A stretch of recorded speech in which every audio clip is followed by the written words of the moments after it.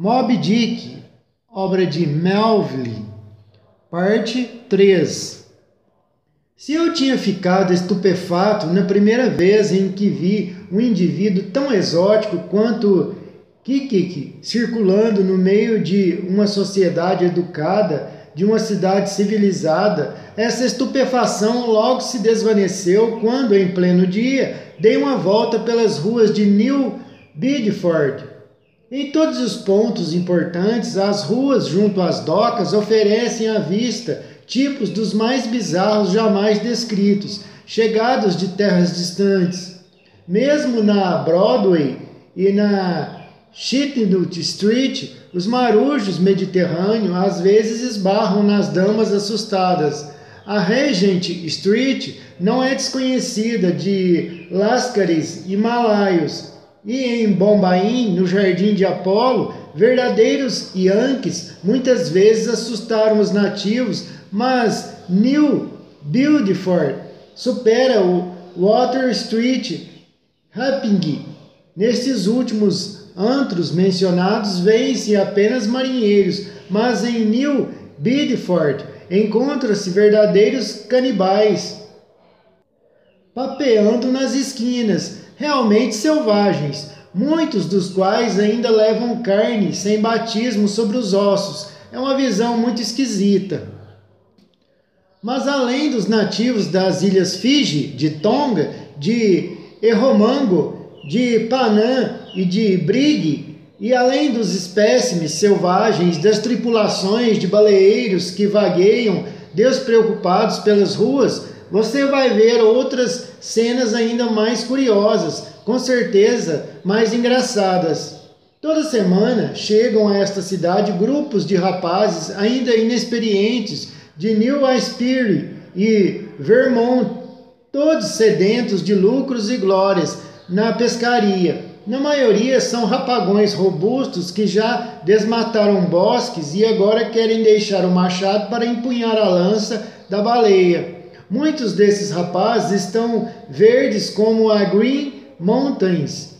Em algumas coisas, você diria que tem apenas algumas horas de idade. Veja só, aquele garoto virando a esquina está usando um chapéu de castor e fraque, com um cinto de marinheiro e uma faca embaiada. E lá vem outro ali, usando um chapéu impermeável e uma capa de bombazina.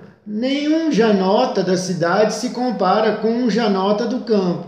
Quero dizer, o janota verdadeiramente caipira, um sujeito que nos dias de canícula faz a colheita de seus 2 acres usando luvas de pelica para não bronzear as mãos. Ora, quando um desses janotas do campo resolve ter uma reputação ilustre e se engaja numa grande pesca de baleia, você precisa ver que coisas engraçadas eles fazem chegando ao porto.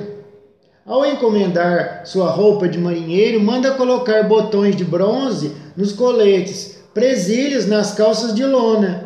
Ai, pobre capial! Com que violência essas presilhas irão se arrebentar no primeiro vendaval, quando fortes ventos chegam no mar, impelidos, junto com as presilhas, botões e tudo mais, irá água abaixo, gola abaixo da procela.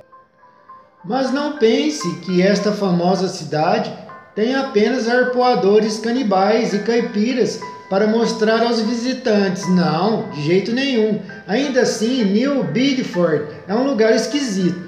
Se não fôssemos nós, os baleeiros, esta extensão de terra ainda hoje seria um lugar em condições tão lamentáveis quanto a costa de Labrador. Algumas regiões limítrofes assustam por sua penúria. A própria cidade talvez seja o lugar mais caro para se viver de toda a Nova Inglaterra.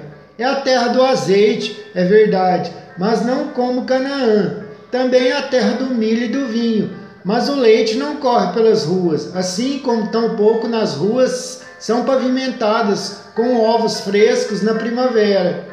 Mas apesar disso, em nenhum lugar dos Estados Unidos se encontram casas mais luxuosas, parques e jardins mais opulentos do que em New Bedford. De onde vieram? como foram erigidos aqui outrora resto macilento de uma região. Veja os arpões emblemáticos de ferro naquelas mansões altaneiras, e sua pergunta será respondida. É isso mesmo. Todas essas lindas casas e jardins floridos vieram dos oceanos Atlântico, Pacífico e Índico. Foram arpoadas e carregadas para lá desde o fundo do mar. Poderia Herr Alexandre fazer proeza igual? Dizem que os pais de New Bedford oferecem baleias como dotes para suas filhas e presenteiam as sobrinhas com muitas marsopas. É preciso ir a New Bedford para assistir a um casamento ilustre, pois dizem que há reservatórios de óleo em todas as casas e que todas as noites queimam sem economizar velas de esparmacete. Durante o verão, a cidade é muito agradável, repleta de belos plátanos, longas avenidas verdes e douradas. Em agosto, lá no alto, as maravilhosas e majestosas castanheiras, como candelabros, oferecem ao transeunte seus cones afilados e eretos de flores congregadas. Tão imponente é a arte que em vários bairros de New Bedford sobrepôs terraços de flores em estéreis refugos de rochas, descartadas no último dia da criação. E as mulheres de New Bedford? Essas florescem como suas próprias rosas vermelhas. Mas as rosas só florescem no verão, enquanto o carmim de suas faces é perene, como a luz do sol no sétimo céu. Em nenhum outro lugar encontrarás flores assim, exceto em Salem, onde dizem que as moças exalam certo almíscar que os marinheiros apaixonados sentem a milhas de distância, como se estivessem se aproximando das perfumadas Molucas e não das areias puritanas. A capela. Nesta mesma New Bedford há uma capela dos baleeiros, e são poucos os pescadores soturnos que, estando em partida para o Oceano Índico ou Pacífico, deixam de fazer uma visita na capela num dia de domingo. O certo é que não foi meu caso. Ao voltar de meu primeiro passeio matinal, outra vez saí num arroubo com esta missão especial. O céu tinha mudado do aberto, frio, ensolarado para um nublado, com neve e chuva. Embrulhado em minha capa, feita da chamada pele de urso, abri caminho contra o furioso temporal. Entrando, encontrei uma pequena congregação de marinheiros e de esposas e viúvas de marinheiros. Reinava um silêncio abafado, quebrado de quando em quando pelo uivo do temporal. Cada devoto silencioso parecia estar sentado propositalmente distante do outro, como se cada aflição calada fosse isolada e incomunicável. O capelão ainda não tinha chegado, e ali aquelas ilhas silentes de homens e mulheres permaneciam sentadas, com os olhos presos às lápides de mármore, as bordas pretas elaboradas na parede dos dois lados do púlpito. 3 delas traziam mais ou menos assim as seguintes inscrições que não vou fingir citar.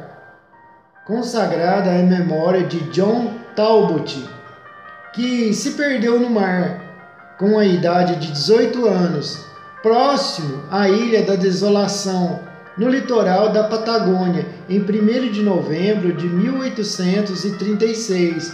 Esta lápide foi erigida em sua memória por sua irmã.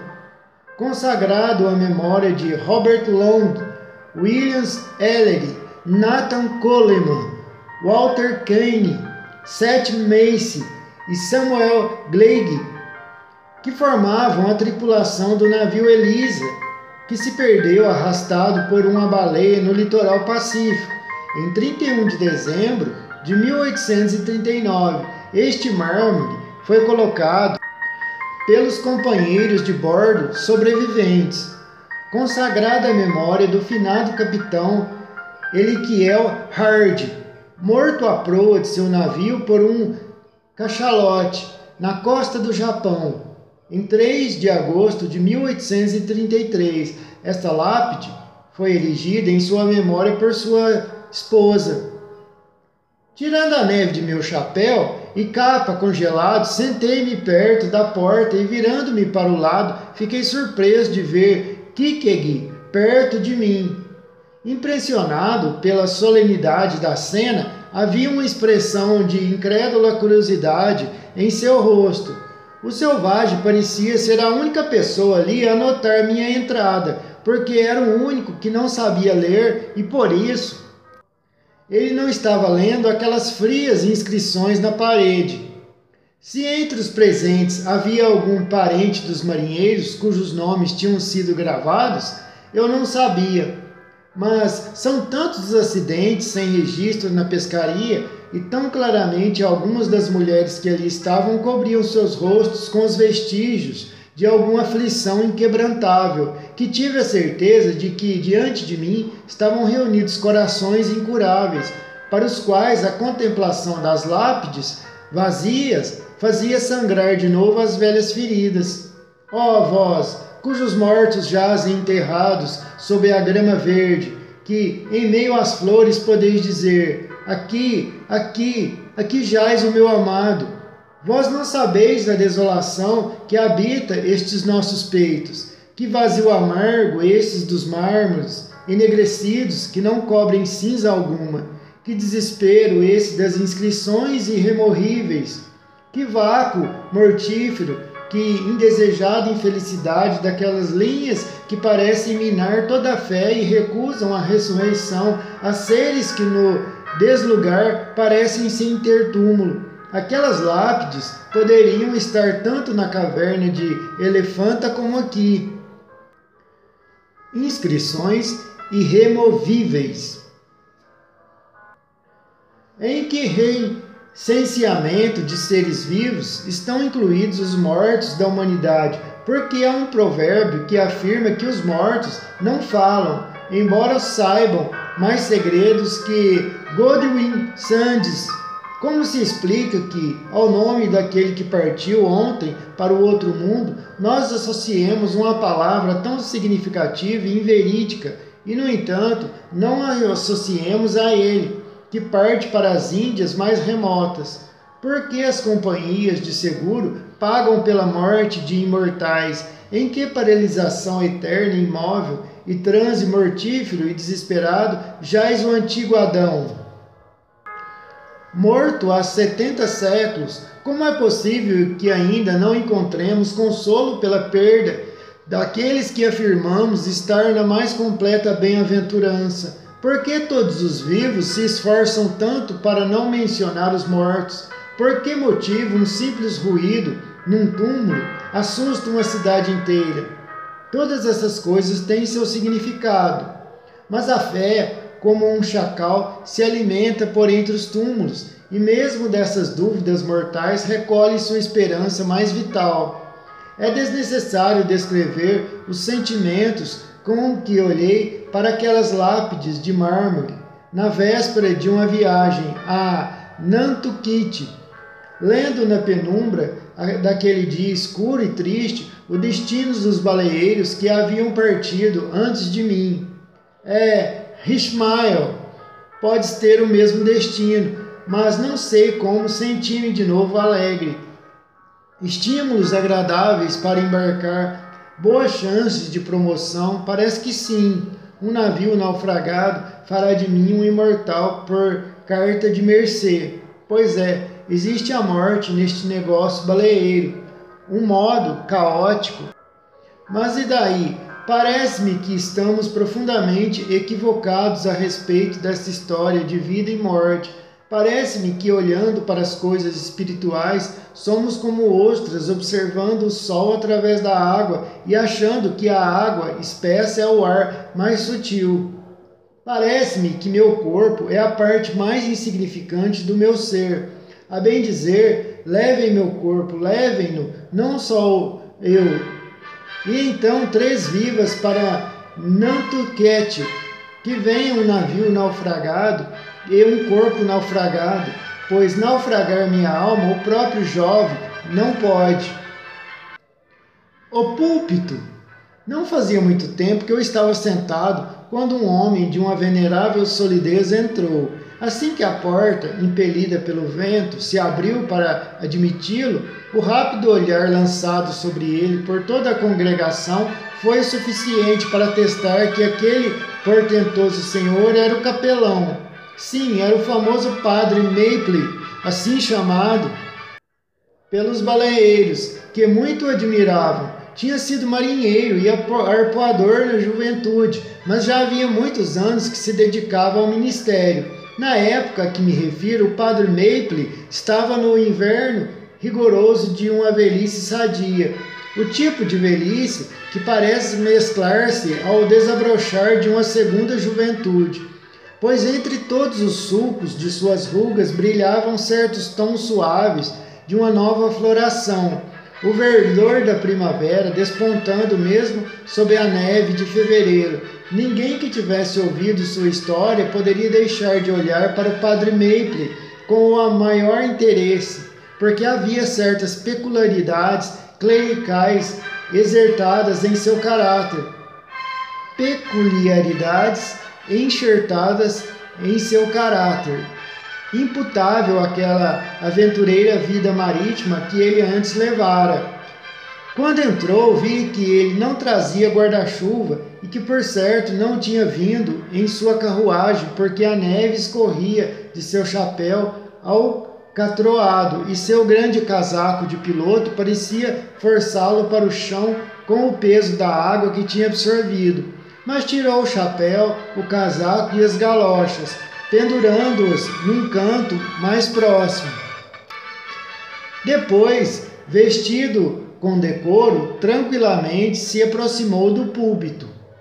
Como a maioria dos púlpitos antiquados, este era muito alto, e como para chegar lá teria sido preciso uma escada muito grande, com um ângulo muito aberto no chão, o que diminuiria ainda mais a área diminuta da capela. O arquiteto, que por sugestão do padre Maple, terminou o púlpito sem colocar uma escada comum, substituindo-a por uma escada lateral, perpendicular, como as que são usadas para subir a bordo de um navio vindo de um barco.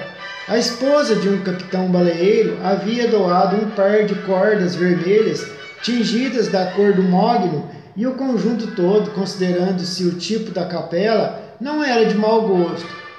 Parando por um instante ao pé da escada, segurando com as duas mãos os nós ornamentais das cordas, o padre Maple olhou para cima e, com uma dureza de marinheiro, mas ainda reverente, subiu as escadas como se estivesse subindo ao mastro de uma embarcação. As partes perpendiculares dessa escada lateral, como ocorre em escadas suspensas, eram de uma corda recoberta por tecido. Apenas os degraus eram de madeira, de tal sorte que em cada degrau havia um nó. À primeira vista, não deixei de notar que esses nós, embora úteis no navio, pareciam desnecessários ali.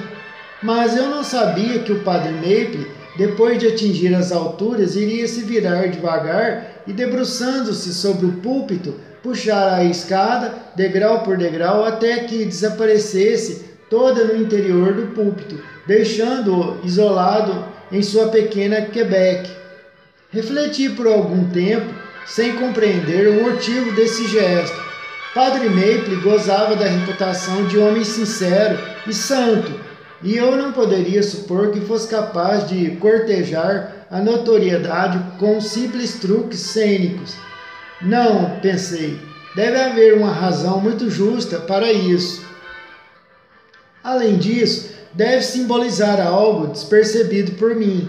Seria possível, então, que com um ato de isolamento físico ele quisesse representar seu retiro espiritual, distante de todos os laços e ligações exteriores com o mundo? Sim, pois repleto da carne e do vinho do mundo, para o fiel servidor de Deus, esse púlpito, entendo, se tornava uma fortaleza fechada, a imponente como uma fonte de água perene dentro das suas muralhas. Mas a escada lateral não era a única característica estranha do lugar. Ligada à antiga vida de marinheiro do capelão, entre os cenotáfios de mármore de cada um dos lados do púlpito havia uma parede ao fundo enfeitada com um grande quadro que representava um navio enfrentando uma tempestade terrível nas imediações de um litoral de rochas negras com ondas alvas. Mas no alto, acima da tormenta e das nuvens carregadas, flutuava uma pequena ilha de luz na qual irradiava o rosto de um anjo.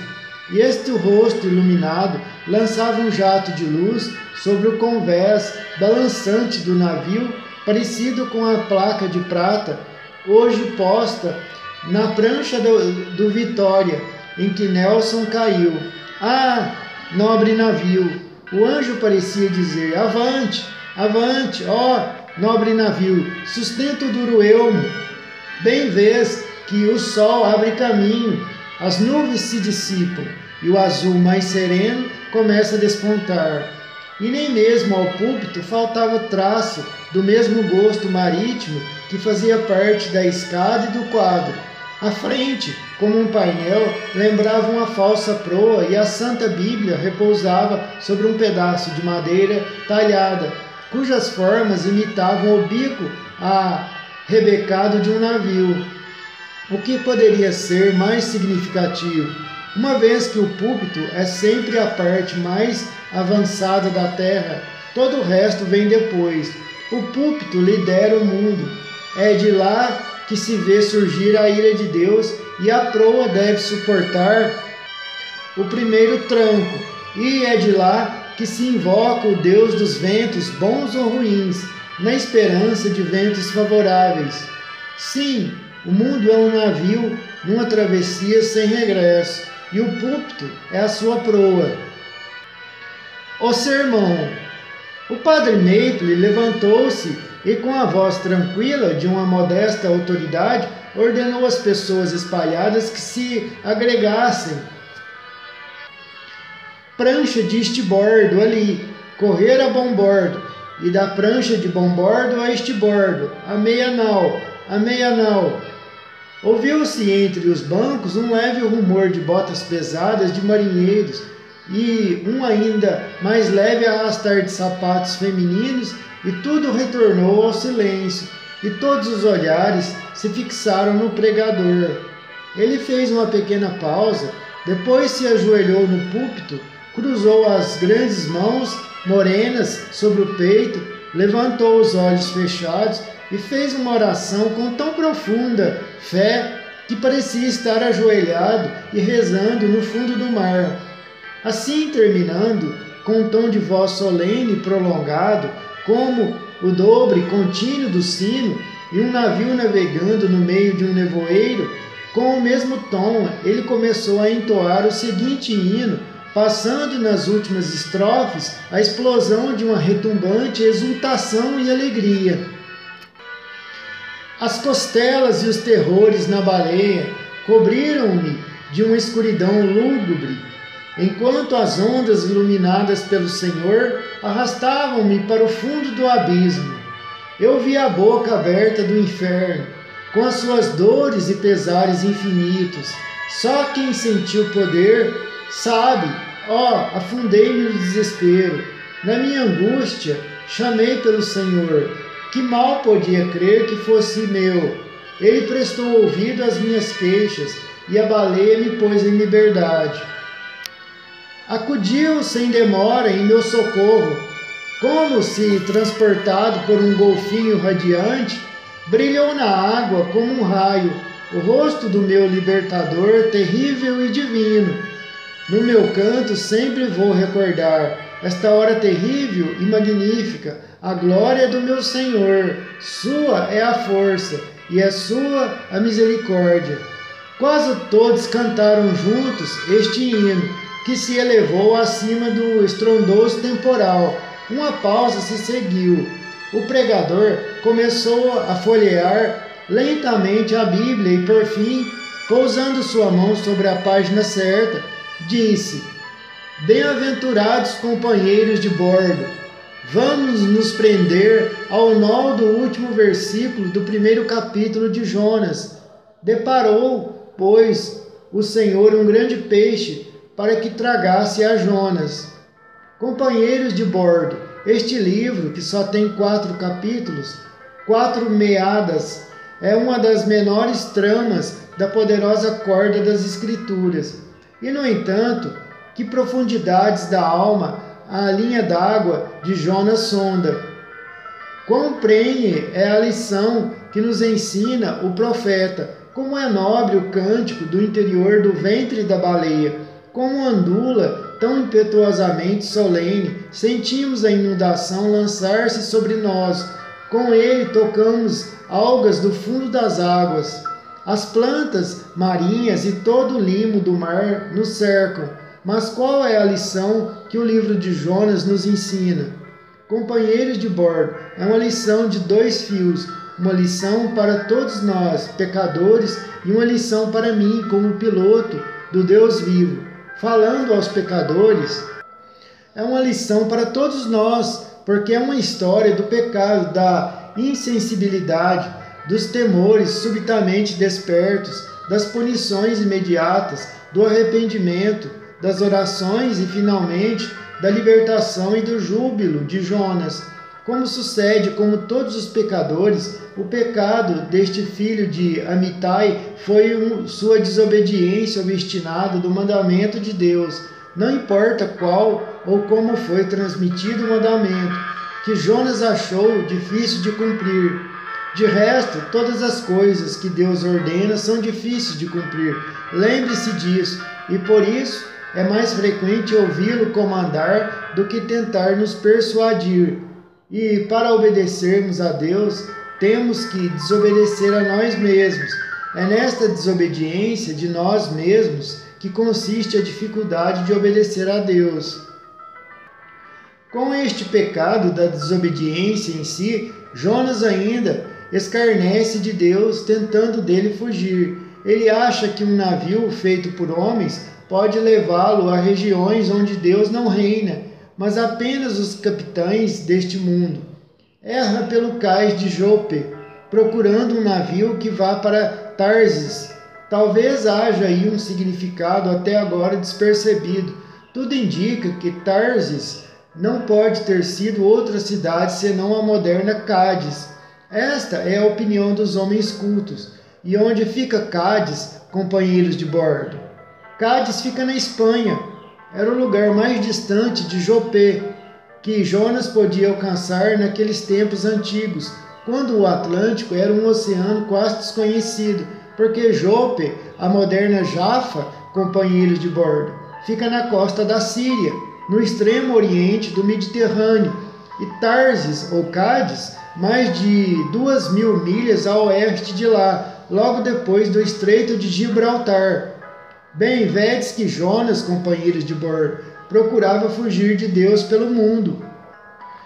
Que homem miserável! Oh, que vergonhoso e digno de todo desprezo!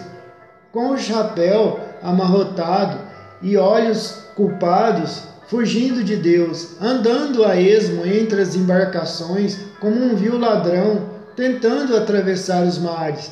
Sua aparência é tão desarrumada e tão reprovável que, se naquela época existissem policiais, Jonas teria sido preso como suspeito antes de chegar ao convés. É evidente que é um fugitivo. Sem bagagem, nenhuma caixa de chapéu, mala ou sacola de viagem. Sem amigos para acompanhá-lo até o cais para dizer adeus. Por fim, depois de muita busca furtiva, encontra um navio para Tarsis, recebendo os últimos itens de seu carregamento. E quando sobe a bordo para falar com o capitão no camarote, todos os marinheiros param de içar as mercadorias para prestar atenção ao olhar maligno do forasteiro. Jonas percebe, mas em vão procura conforto e confiança. Em vão esboça um sorriso infeliz. Uma intuição muito forte assegura aos marinheiros que o homem não pode ser inocente. Em tom jocoso, mas falando sério, Um sussurra ao outro: Jack, ele roubou uma viúva.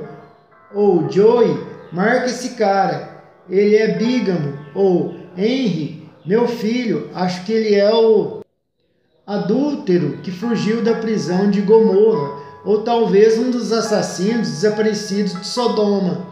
Um outro corre para ler o cartaz que está pregado num pilar do cais onde o navio está ancorado, oferecendo 500 moedas de ouro pela prisão de um parricida e descrevendo a pessoa.